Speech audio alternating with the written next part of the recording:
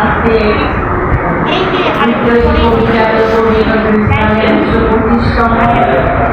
জন্ম জয়ন্তীতে আয়োজিত এই অনুষ্ঠানে ধন্যবাদ জানাই আয়োজকের যারা এই সুন্দর আয়োজন করেছে আমাদের পরিষদে যারা নির্দিষ্টভাবে পরিশ্রম করে সুন্দর একটা আয়োজনের ব্যবস্থা করেছে তার জন্য তাদের আমার অনেক আন্তরিক ধন্যবাদ। আমার সামনে আছেন সবগুলো ছিলেন অনেক তারা চলে গেছেন আমরা এখন আছে আমাদের সাংবাদিক জীবন বাবু আছেন আমাদের রাজনীতি শিল্পী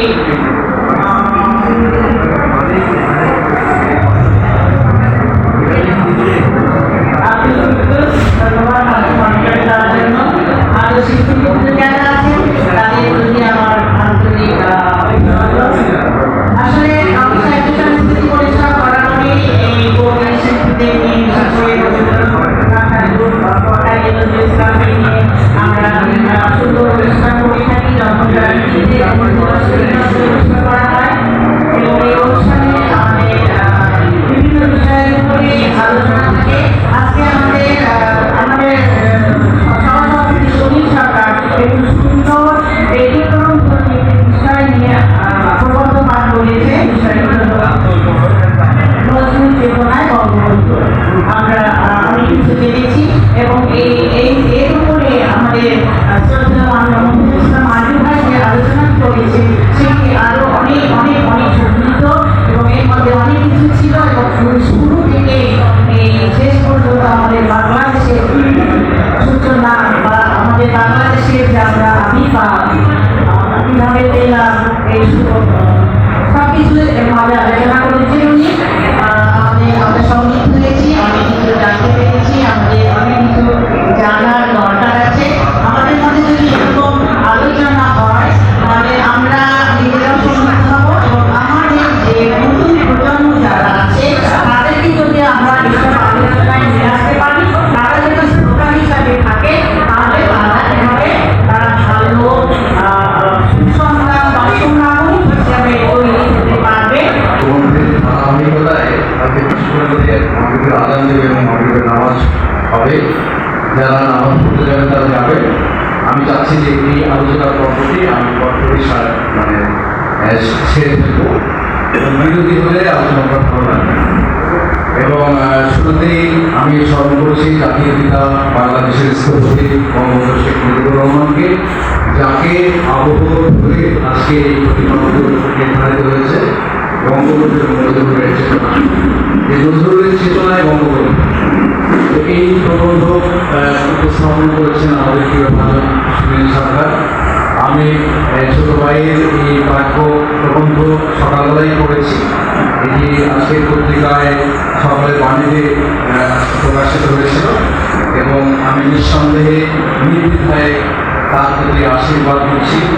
এটি কিছু লিখিত প্রবন্ধ, এটি একটি চমৎকার প্রবন্ধ এবং তিনি তার শিক্ষকতা জীবনে আজকে যে ছাত্রদেরকে পড়ান এবং প্রত্যেক শিক্ষকের জন্য এটি ইম্পর্টেন্ট। বঙ্গবন্ধুর সাথে নজরুলের সাদৃশ্যকে তিনি আবিষ্কার করতে পেরেছেন এবং এই আলোচনা তো শেষ আলোচনা নয়, এই নজরুল পাঠ তো শেষ পাঠ নয় এবং আমরা যে শুধু জয়ন্তীতে নজরুলকে স্মরণ করবো তাও ঠিক নয়। তো সেই আলোকে সুনীল সরকারকে আমি সাধুবাদ জানাই, ধন্যবাদ জানাই এই চমৎকার উপস্থাপনের জন্য। আজকের অনুষ্ঠানে সভাপতিত্ব করছেন সংস্কৃত সাহিত্য সংস্কৃতি পরিষদের বর্তমান সভাপতি স্নাহিনা বেগম রুজি। তিনি হচ্ছেন একটা শহীদ পরিবারের সন্তান। এই বাংলাদেশের বিনির্মাণে স্বাধীনতা যুদ্ধে তার পরিবারের যে রক্ত আছে, তার পরিবারের যে অবদান আছে ভাই সহ তাদেরকে আমি শ্রদ্ধা জানাই। বাংলাদেশের এই যে মহান অর্জন এবং আমাদের এই কাজী নজরুল এবং আমাদের রবীন্দ্রনাথ সহ যারা বাংলাদেশকে মহিমান্বিত করেছেন তাদের সবাইকে আমি সম্মান জানিয়ে আজকে আমার আলোচনা করবে। এখানে মঞ্চে আসেন আছেন বাংলাদেশের একজন উচ্চপদস্থ সাবেক কর্মকর্তা আমাদের প্রিয় ভাজন কবি বাচিক শিল্পী নারায়ণচন্দ্র বর্মা, তার পাশে আছেন মাহিবুর রহমান, মঞ্চে আসেন আছেন বিদগ্ধ ছাত্র নেতা শিক্ষক নেতা প্রাবন্ধিক হাসান অ্যাডভোকেট তার পাশে আছেন আজকের আলোচক সুনীল সরকার, এবং সামনে আপনারা উপস্থিত আছেন কলেজ বাড়ি থেকে এসেছেন সাজুদ্দিন বাংলাদেশের ছাত্র, এবং ডক্টর নাসিমা আক্তার সহ অনেকেই আজকে কবিতা করলেন, এবং আমরা আরও কবিতার সঙ্গে গান শুনব। সাংবাদিক আছেন, তাদের সকলকে আমি স্বাগত জানাই। এবং সুনীল সরকারের যে আজকের যে প্রবন্ধ, সেই প্রবন্ধের মধ্যে একটি শব্দ আছে চেতনা। এই চেতনা জায়গাটা থেকে আমি শুরু করতে চাই। চেতনা বিভাগটা নেই, বঙ্গবন্ধু বা নজরুল কি হলেন, একাকার হলেন কিনা তার অনুসরণ কে করলেন সেটি পরের কথা, কিন্তু চেতনা ধারণ করার জন্য একটি সময় অতিক্রম করতে হবে। একজন মানব যখন তিনি জন্মগ্রহণ করে, তার পারিবারিক জীবন, তার শৈশব কৈশোর পেরিয়ে যে কর্মজীবন, তার যে শিক্ষা জীবন, সব কিছু মিলিয়ে মিশিয়ে একটি পরিবেশকে ধারণ করতে হয়, একটি অবস্থানকে ধারণ করতে হয়, তখনই কিন্তু তার চেতনা নির্মাণ হয়। তার চারিপাশের পারিপার্শ্বিকতা, তার দেশ, তার সংসার, তার সমাজ জীবন, তার পারিবারিক জীবন, সব কিছু মিলিয়ে কিন্তু তার মধ্যে একটা চেতনার সৃষ্টি হয়। এবং সেই চেতনার সৃষ্টি করতে গিয়ে আজকে বঙ্গবন্ধু কীভাবে নজরুল দ্বারা অনুপ্রাণিত হলো সেটি বলার আগে আমি সময়টাকে একটু স্মরণ করতে চাই যে বঙ্গবন্ধুর জন্ম কবে ছিল, কাজী নজরুলের জন্ম কবে ছিল, অথবা রবীন্দ্রনাথের মতো মানুষের জন্ম কবে ছিল। এবং সেই যে জন্মকালটা সেটা হচ্ছে ঊনবিংশ শতকের একটি সময়কাল, তাতে তার অনেকটা অংশ আছে, এবং বিংশ শতকের পুরোটাই এই চেতনার মধ্যে আমরা ধারণ করি। এবং একবিংশ শতকে এসে আজকের এই 2 দশকে আমাদের চেতনা কোথায় গিয়ে দাঁড়িয়েছে, আমি আমার বক্তব্য সেই জায়গাটায় আলোচনা করার চেষ্টা করি। এবং আপনারা সবাই জানেন যে এই যে শতকগুলো আমি উচ্চারণ করলাম, সেই শতকটা হচ্ছে বিজ্ঞান, সাহিত্য, শিক্ষা, রাজনীতি, সমাজনীতি সব কিছু একটা বিশাল কর্মযজ্ঞের সময়কাল, একটা দুর্বার সময়কাল।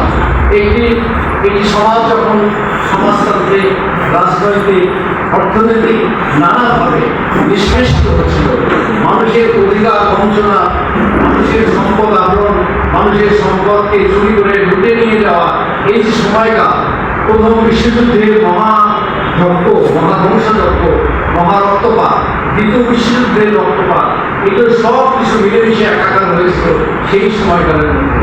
এবং সেই সময়কালের মধ্যে যে রাষ্ট্রে রাষ্ট্রে সমাজতন্ত্রের যে বিপ্লব, আমিও স্মরণ করতে পারি ফরাসি বিপ্লব, রুশ বিপ্লব, আমাদের সমাজতান্ত্রিক বিপ্লব, পূর্বইউরোপের সমাজতান্ত্রিক চিন্তা চেতনার মহাবিস্ফোরণ, এবং পুঁজিবাদী বিশ্বের নানান রকম ফেলেস্তাতি সব কিছু একাকার হয়ে গিয়েছিল এই ঊনবিংশ শতকে অথবা বিংশ শতকের পুরোটা ধরে।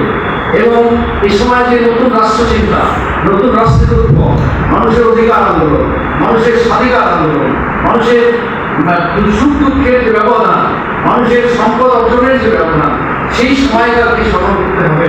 আমি যদি চেতনার জায়গাটায় আসি, এবং কবি নজরুল যখন জন্ম নিলেন তখন তিনি কি দেখলেন? তিনি জন্ম পরপরই তার শৈশবের দিকের কাল গেল।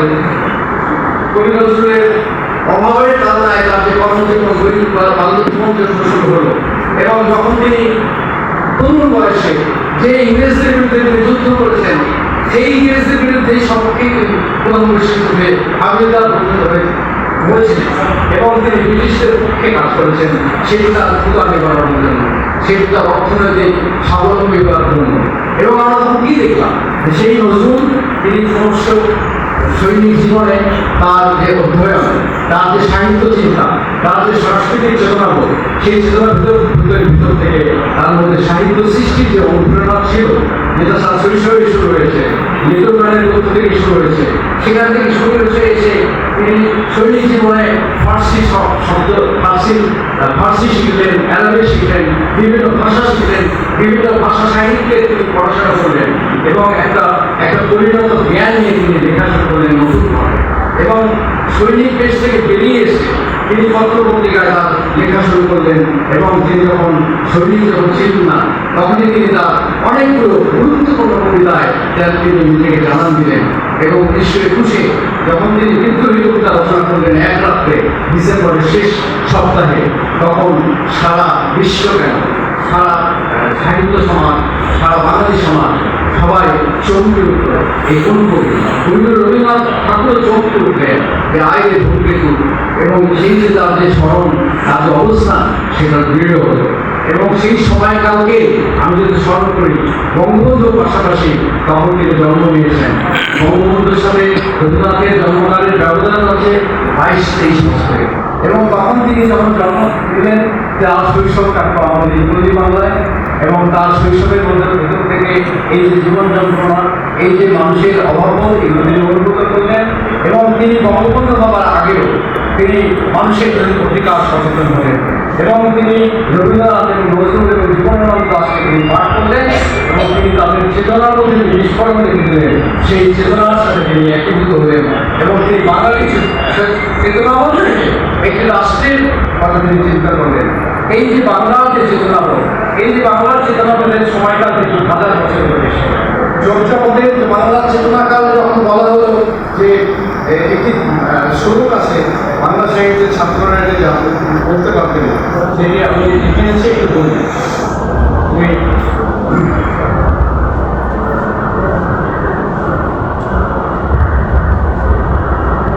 দ্বাদশ শতকে একজন চর্যাপদের কবি ভুসুকো পাল, তিনি বললেন, আজি ভুসুকো বাঙালি হইনি। তিনি যে বাঙালি হলেন এটা তিনি তখনই বললেন। এবং 16 শতকে সে কবি আব্দুল হাকিম বললেন যে যেসব বঙ্গেতে জন্মে হিংসে বঙ্গবাণী, সেসব কাহার জন্ম নির্ণয় ন জানি। এবং এরপরে আমাদের অনেকেই সেই বাংলাকে সেই কথা বললেন। কবিগুলো বললেন, আমার সোনার বাংলা আমি তোমায় ভালোবাসি। আমাদের জীবনানন্দ বললেন রূপসী বাংলার কথা। আমাদের অতুল প্রসাদ বললেন, বাংলা ওপরে আমরি বাংলা ভাষা, আমার বড় মোদের বড় মোদের আশা, আমরি বাংলা ভাষা। এবং এই যে বাংলার প্রতি যে দরদ, এই যে সময়কাল, সেই সময়কালের মধ্যে যেমন নজরুলের জন্ম, তেমন আমাদের রবীন্দ্রের জন্ম, আমাদের অন্যান্য কবিদের জন্ম, এবং সবাই শব্দ পেতেছে এই বাংলা নিয়ে। এবং অতঃপর যখন বাংলা থেকে বাংলাদেশের অস্তিত্বের জানাল দিল, তখন সেখানে আমরা পাই যে কবি নজরুল কীভাবে বললেন যে যখন একজন পূর্ণচন্দ্র দাস, একজন বিদগ্ধ বিপ্লবী, তিনি যখন কারাগার থেকে বেরিয়ে আসছেন, তখন তিনি তার জন্য লিখছেন একটি অমর কবিতা। সেই কবিতার নাম ছিল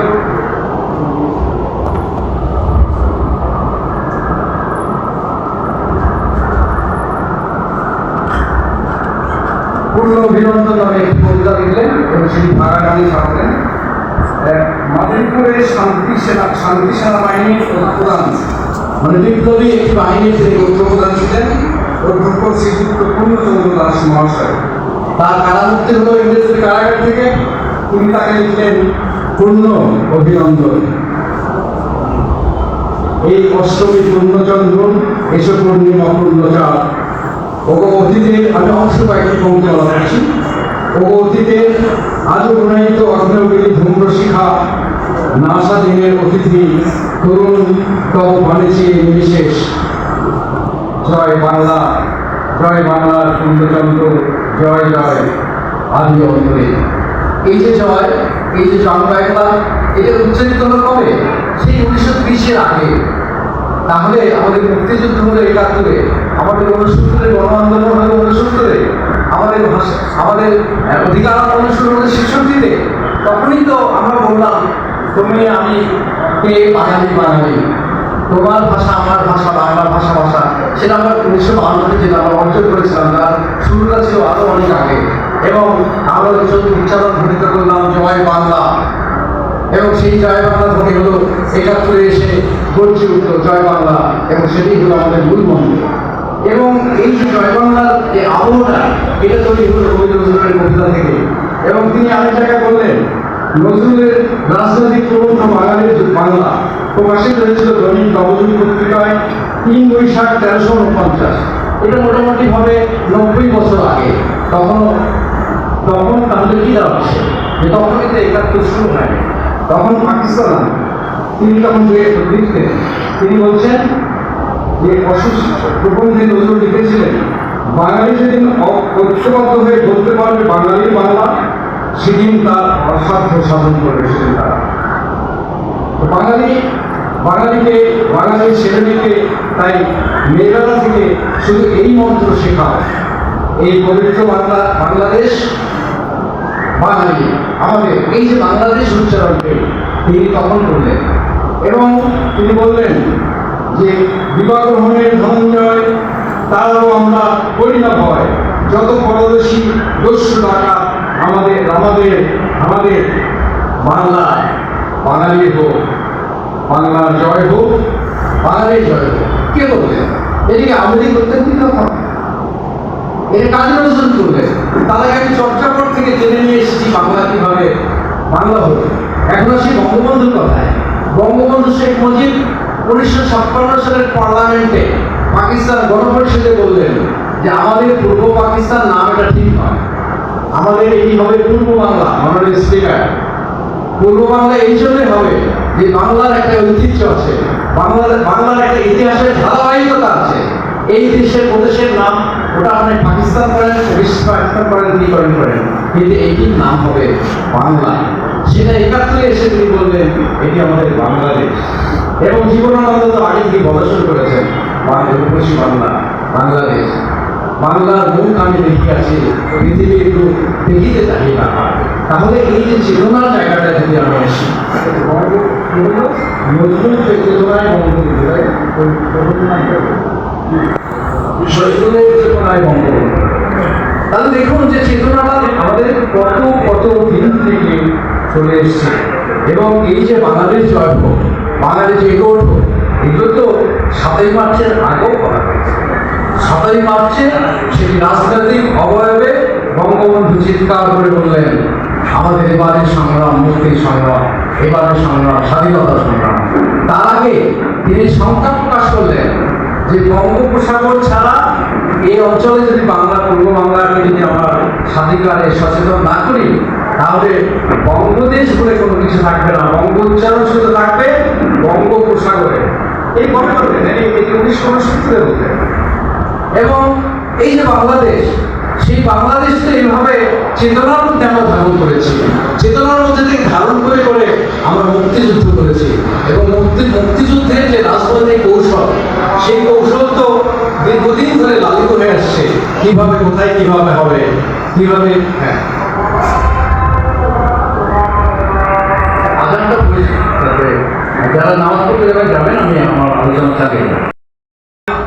এই জায়গাগুলো যদি আমরা স্মরণ করতে পারি, তাহলে আমাদের চেতনার জায়গাটা আমরা আসতে পারবো এবং সেই জায়গাটা বলে আমি আমার বক্তব্য শেষ করবো।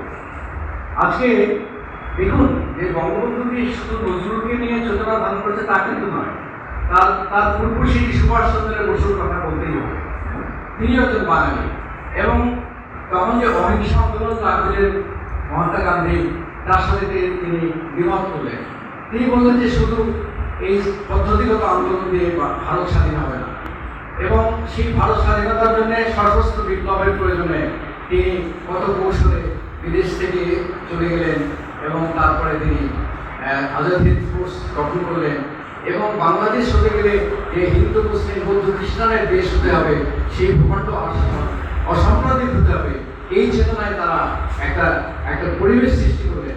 এবং আজাদ হিন্দ ফোর্সের জন্য তিনি এখানে দেখা গেল যে মুসলিমরাই সংখ্যায় অনেক বেশি আজাদ হিন্দ ফোর্সে, এবং তিনি এত বেশি অসাম্প্রদায়িক ছিলেন, সুভাষচন্দ্র বসু অথবা আমাদের চিত্তরঞ্জন দাস অথবা আমাদের শ্যামাপদ মশাই অথবা আমাদের অন্যান্য কবি সাহিত্যিক, রাজনীতিকেরা, এমনকি আমাদের হোসেন শরীফ সোহরাওয়ার্দী পর্যন্ত। এবং তাদের চেতনার সাথে কিন্তু বঙ্গবন্ধু একীভূত হলেন এবং সেই চেতনার মধ্যে তিনি তার নিজস্ব চেতনা তো ছিলই, তার বাংলা প্রীতি, বাংলাদেশ প্রীতির চেতনা তো তার ছিলই, এর সাথে এগুলো মিলে গেল এবং সব কিছু মিলনের স্থলে এসে তিনি বাংলাদেশকে একটি রাষ্ট্রের জায়গায় পৌঁছাতে পারলেন। এবং তার সহযাত্রীরা, আমাদের তরুণ ছাত্র ব্রিগেড, সেই মুক্তিযুদ্ধে অংশ নিত এবং চিৎকার করে করে সমস্ত যুদ্ধে যত অপারেশন হলো সবখানে তাদের ধ্বনি ছিল জয় বাংলা।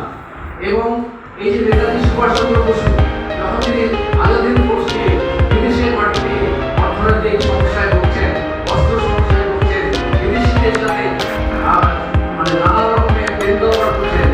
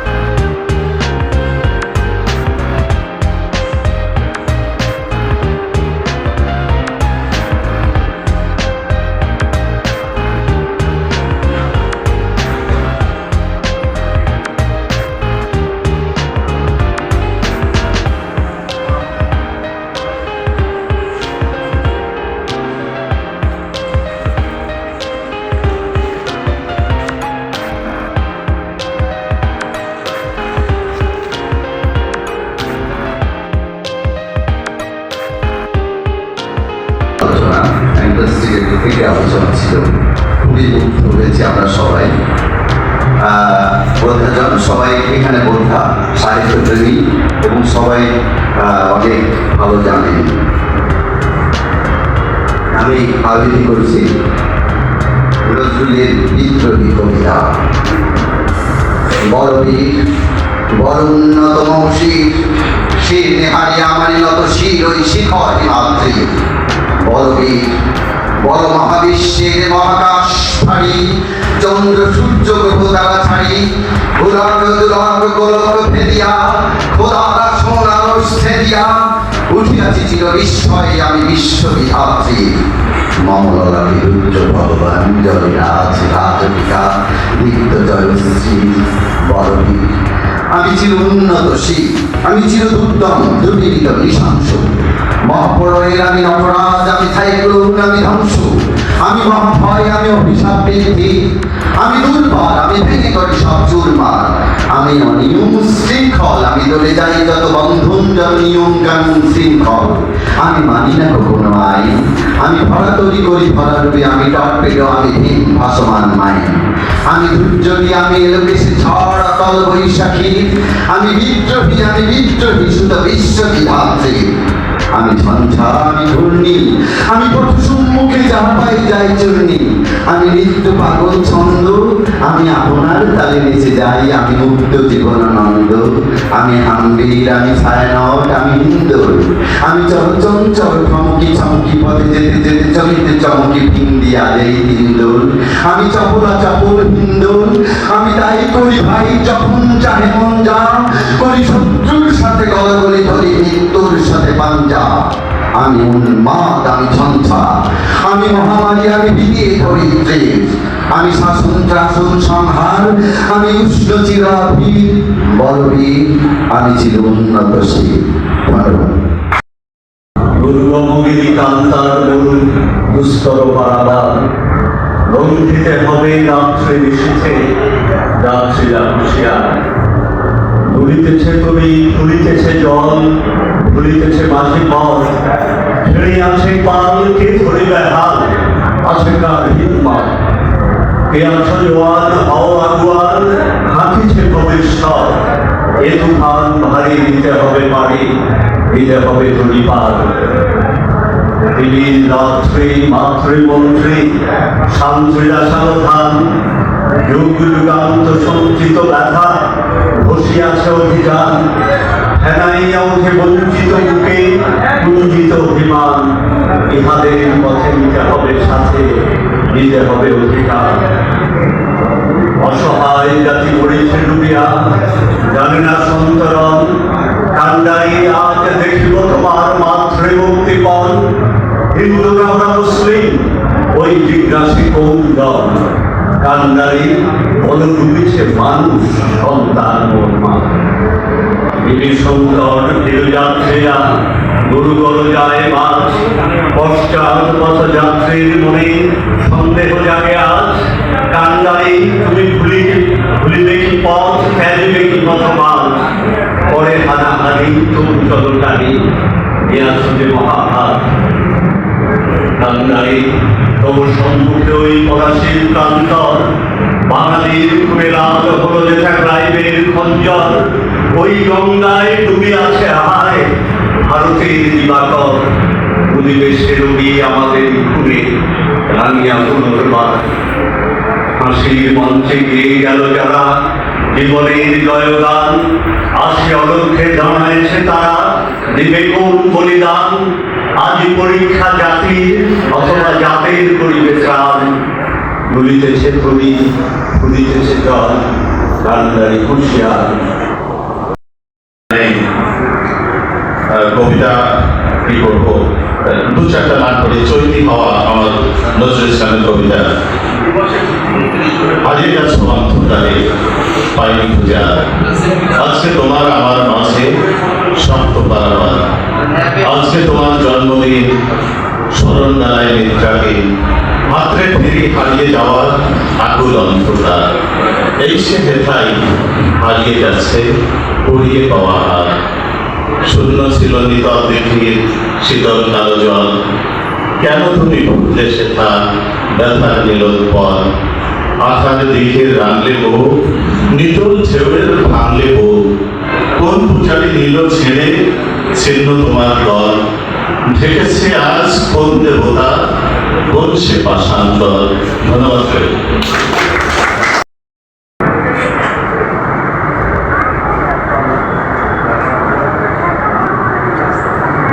আমার কবিতার শিরোনাম বাতায়ন পাশে গোবা তরুণ সারি।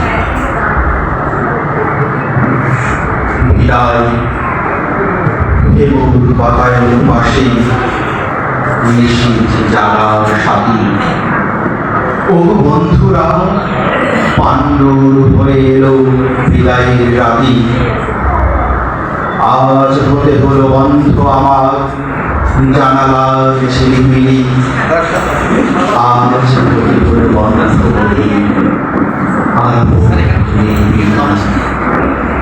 অস্ত আকাশ অলেন্দে তার শীর্ণ কপল রাখি, কাঁদিতেছে চাঁদ মোসাফির যাবো নিশিয়ার নাই বাকি। নিশিথি যার দূর বড় ছায় তন্দ্রায় ফুরফুর, ফিরে ফিরে চায় দুহাতে জড়ায় আধারের চোখ। চমকিয়া জাগি ললাটে আমার কাহার নিশ্বাস লাগে, কে করে বেজন তপ্ত ললাটে কেবল শিওরে জাগে।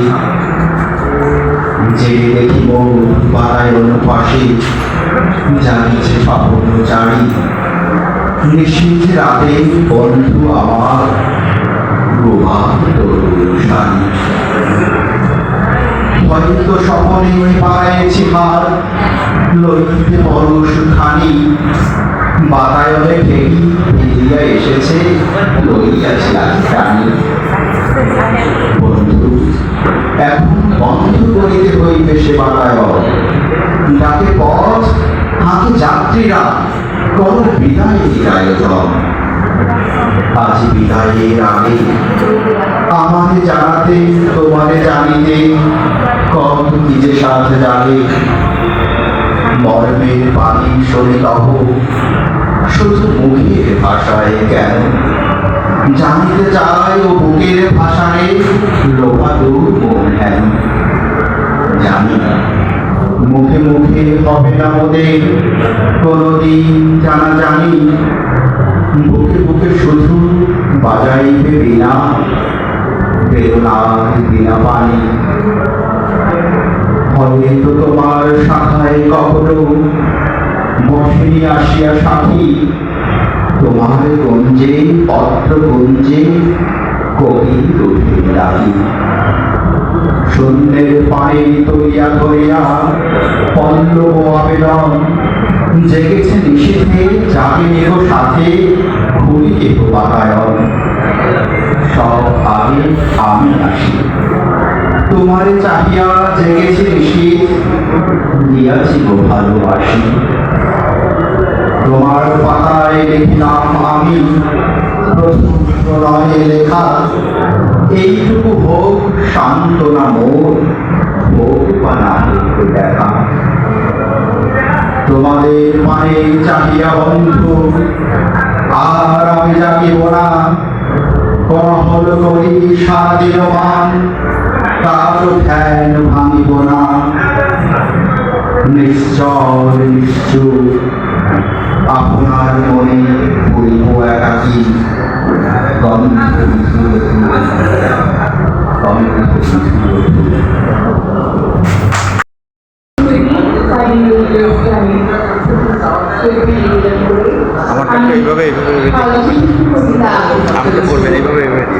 আমার কবিতার শিরোনাম আজ মানবতায় রক্ত করে। আজও আর একজন পারি তোমার মতো জীবনের নির্লভ নিঃস্বার্থে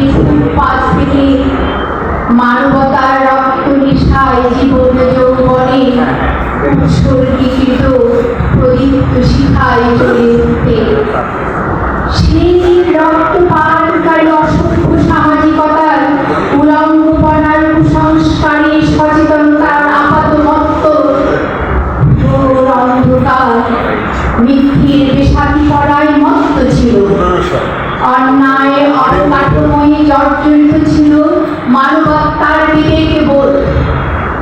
কি অসহায় অবহেলা আর ঘৃণিত এই বাংলার মাটি, বাংলার ভালোবাসা। অকস্মাৎ বিদ্যুৎ অন্তর্য হাতে মুক্তির জয়গান নিয়ে সামনে এলো সৃষ্টির উল্লাসে এক বিক্ষোভের স্ফুলিঙ্গ। তুমি কি সেই যোদ্ধা, বলবীর, বল উন্নত মানুষী? তুমি কি সেই অভূতপূর্ব প্রাণ চাঞ্চল্যতা? আমি ঝঞ্ঝা, আমি ঘূর্ণি, আমি পথ সম্মুখে যাহা পাই যাই চূর্ণি। হ্যাঁ, তুমি প্রাণ প্রিয় ভালোবাসার কবি, মানবতার পদস্খলন, অন্যায় অবিচারে সত্য ন্যায়ের কবি, বিদ্রোহী কবি, সাম্যবাদী কবি। তুমি আমাদেরই কবি, কাজী নজরুল ইসলাম। হে মানবতার কবি, আমাদের চারদিকে আজও কথা আছে, সুর আছে, মানুষ আছে। নেই আজ বিশ্বাস, নেই মানবতা। দুঃখ, কষ্ট, লাঞ্ছনা, গঞ্জনায় তুমি ছিলে অনড়। মনুষ্য জন্মের প্রতি সীমাহীন ভালোবাসায় দুর্বার আকাঙ্ক্ষা আর বাসনা নিয়ে বলেছিলে। মানুষের বিশালত্বই স্রষ্টার দিদার খুঁজে পাওয়া যায়। সুযোগ ছিল, সুযোগ হারিয়ে যায় স্বার্থের রোষানলে। তাই খুঁজে পাওয়া যায় মনুষ্যত্বের আদর্শকে আজ মানবতায় রক্তক্ষরণ, হৃদয় ভূপৃষ্ঠে আজ হিংসা, হরকহত্যে, হানাহানি, বিবেকবোধের উন্মত্ততা, উদ্ধৃত নিষ্ঠুরতা, অন্তর সম্বেদনায় সহজ সরলতা, প্রতিনিয়ত দৃশ্য।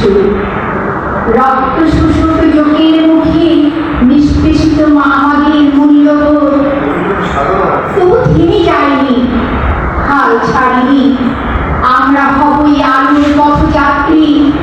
আমরা চোখ জল মুছিয়েও চেতনার দীপ্তকাশে তোমার প্রাণ প্রাচুর্য আর কর্মপ্রেরণায় সমস্ত নৈরাশ্যের অবসাদ ঘটিয়ে সাম্য মৈত্রীর বন্ধনী আলোর পথে জীবন জাগরণের ইতিহাসে সামনে এগিয়ে সাহস রাখি। ধন্যবাদ।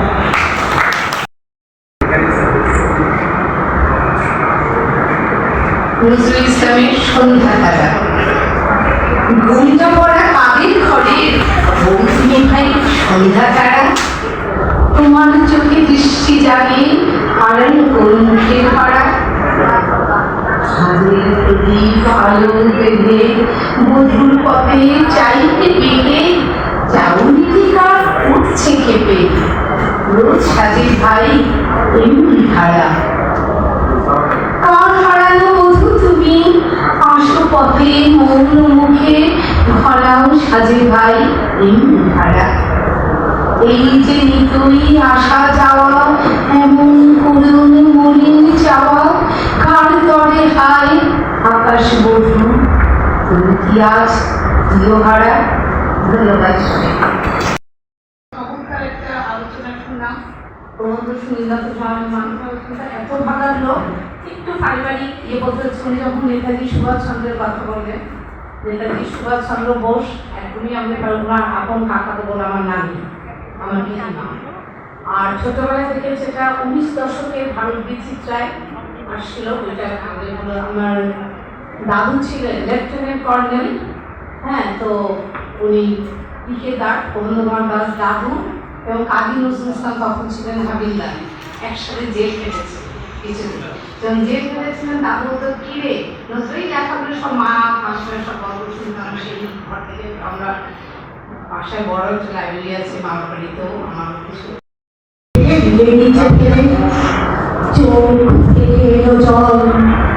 এমনই করে কি জগৎ জুড়িয়া মার খাবে দুর্বল?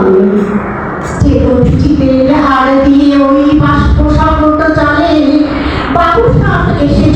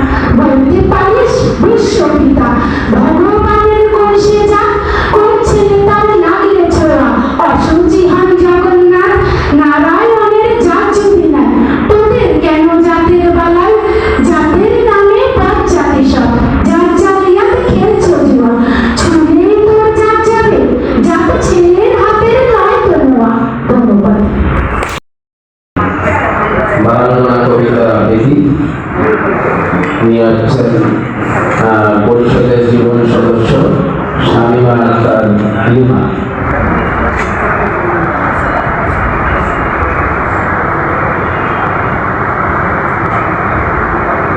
কে তোমায় বলে পাড়াঙ্গনা মা, কে দেয় পুত্র গায়ে, হয়তো প্রমাণের স্তন্য দিয়াছে সীতা সমসতী মায়ের, নাই বলে সতী তবু তো তোমরা মাতা ভগিনীরই জাতি, তোমাদের ছেলে আমাদেরই মতো, তারাও আমাদের জ্ঞাতি, আমাদেরই মতো খ্যাতি যশ মান তারাও লভিতে পারে, তাদেরও সাধনা হানা দিতে পারে সদর স্বর্গদ্বারে।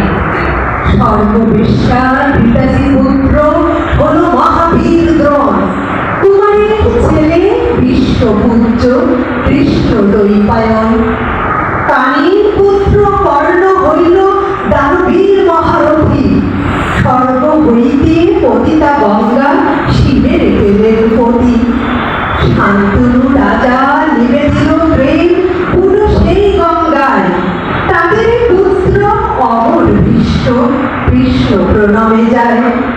উনি হল শুনি সত্যকা, সে জারস জবালা শিশু, বিস্ময়কর জন্ম যাহা মহাপ্রেমিক সে যিশু।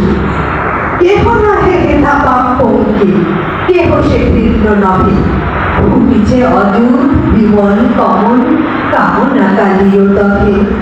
শোনো মানুষের বাণী, জন্মের পর মানব জাতি থাকে না কোনো গ্লানি, পাপ করিয়াছি বলিয়া কি নাই পুণ্যের অধিকার, শত পাপ করি হয়নি ক্ষুণ্ণ দেবত্ব দেবতার।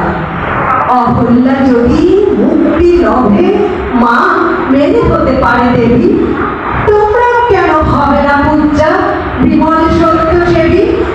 তব সন্তানে জানস বলিয়া কোন গোড়া পারে গালি, তাহাদের আমি এই দুটো কথা জিজ্ঞাসা করি খালি।